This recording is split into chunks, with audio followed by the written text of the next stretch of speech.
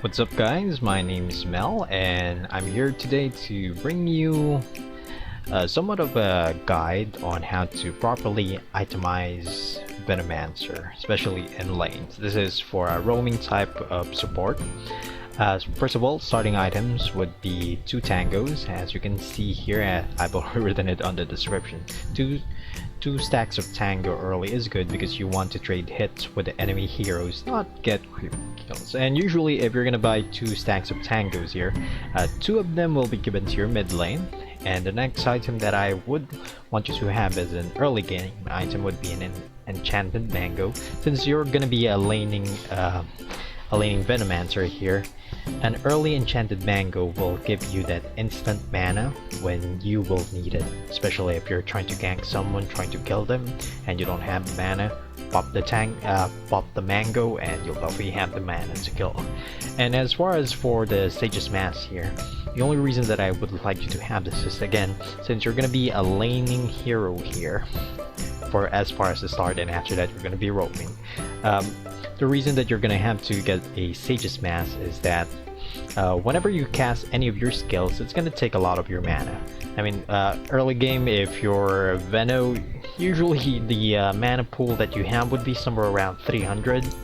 And as far as your abilities goes, Veno's Gale takes about 125, and since you're not really gonna get Plague Wards until level 5, the only mana that you would be using would really be the 125 here. And with its low cooldown, the cooldown for around level 2 would be 20 seconds, and thinking of that, if you always do the 20 seconds we always use Veno's Gale every 20 seconds, then you're pretty much out of mana most of the time. So that's the whole reason why you would have the Sage's Mask. As far as you having 2 Iron Branches here, the only reason that you would get this is that I would like you to try to use this as much as possible to just be able to sustain the lane, because you're gonna get hit a lot, then you're gonna try to harass a lot. So you could also just save this if you're getting a lot of health. I mean, if they don't damage you too much, if the enemy team for some reason doesn't really want to attack you a lot, you could always just save this up and by then build something like a magic wand, especially if the lane that you're against is something like a Bristleback, or maybe, you know, Bloodseeker, or any type of hero like Lion, which is quite annoying, and also Skywrath Mage.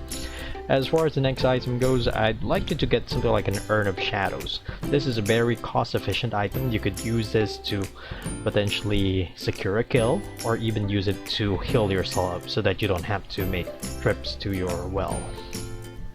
As far as movement speed goes, the boots that I usually choose would be Tranquil Boots for this, and also Windlace, because even with Tranquil Boots, I'm really having a hard time saying boots somehow. It's fairly low. Your movement speed is still abysmal. That's why I recommend you also get a Windlace, just so that you would have that extra speed that you can use to run away. Because I know you have slows and all, but then again, after you cast your skills, after you attacked and killed one hero, at that point in time, you're definitely gonna have to run away. So it's a good situation to have Tranquil plus Windlace at that point, and later on the Windlace you can build that up to a Yule Scepter of Divinity, and this is at the mid-game point.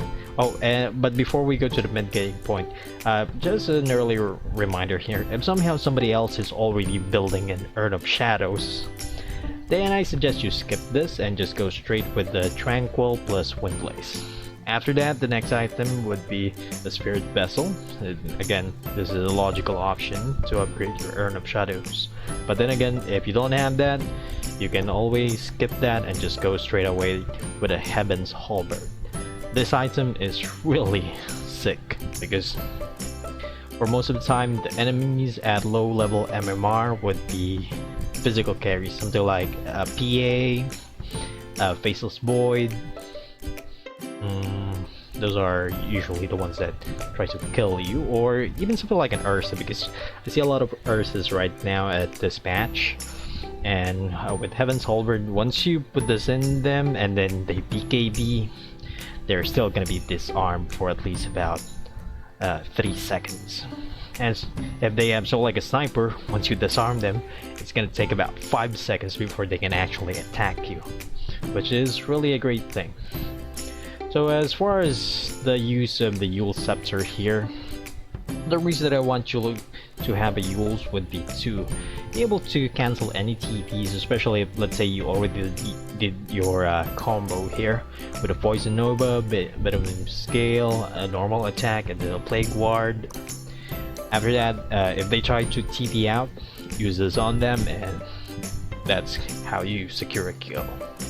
You could also use this to, let's say, for example, an enemy hero has something like slow, any kind of debuff that potentially leads to your death. You can delay the death a bit more by just pressing the Yule Scepter on yourself. It will, what do you say?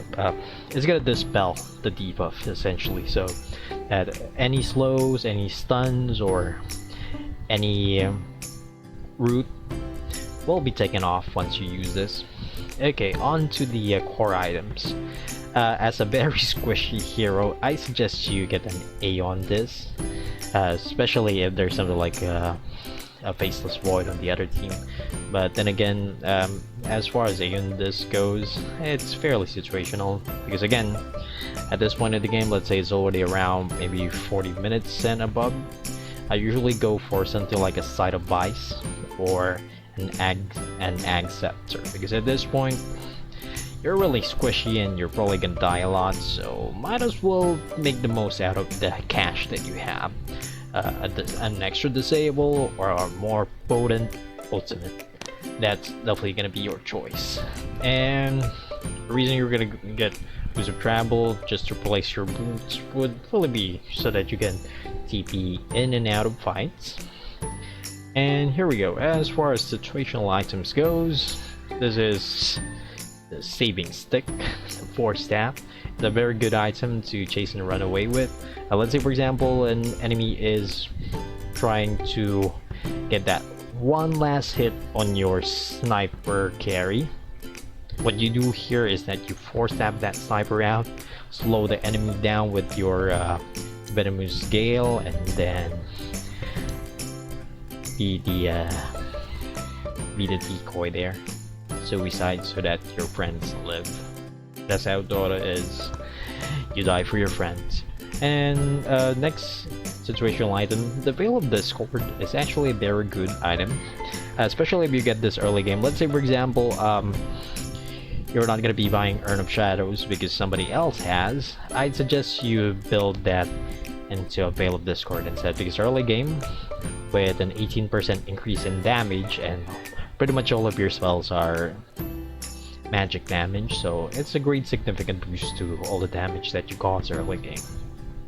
And as far as the Glimmer Cape goes, the reason that I would like you to have this sometimes is that if you would like to somehow save yourself, or maybe save an ally from heavy magic damage, even if let's say they have something like items to reveal you out of invisibility, it doesn't take away the fact that you still get that plus 45% magic resistance on you or your target. And here, it's a magic wand, pretty much straightforward. You gather the charges, you get instant heals from it. And here's a Black King bar. Everybody knows how to use a Black King bar at this point. I mean, I've been playing Dota for about, let's say, 10 years or more. And the Rod of Athos, or what we usually call it here is Rod of Athos. What we usually do with Athos is, it's essentially somewhat the same as Yule's.